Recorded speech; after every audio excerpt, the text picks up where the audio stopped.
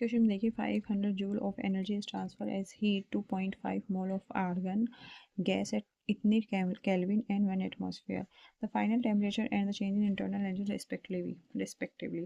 तो आपको देखो, आपको जो प्रेशर है वो 1 एटमॉस्फेयर दे दिया, यानी कि एट कांस्टेंट प्रेशर है। और एट कांस्टेंट प्रेशर जो आपका हीट ट्रांसफर होता है वो किसके इक्वल होता है? एंथैल्पी के इक्वल, ठीक है, जिसको हम बोलेंगे क्यूपी। क्यूपी इक्वल होगा N C P del T. C P यहाँ पे आपका है heat capacity at constant pressure. तो क्यूपी की वैल्यू मैंने 500 जूल लिख दी, जो हीट है, is equal to number of moles 0.5 मेरे गिवन है। और फिर है यहाँ पे सी पी और डेल टी हो गया T final minus T initial, कितना है आपका 298 केल्विन। अब मेरा टास्क है सी पी निकालना। इसको आप डिग्री ऑफ फ्रीडम के कंसेप्ट से निकालेंगे। देखिए, जो आर्गन गैस है उसमें जितने भी आपके एटम्स हैं वो सारे सिंगुलर फॉर्म में रहते हैं, ठीक है।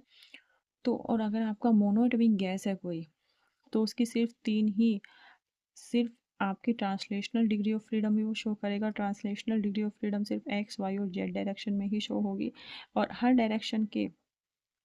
डायरेक्शन में कितना होगा? 1/2 आर होता है, तो 3 डायरेक्शन में 3/2 आर होगा।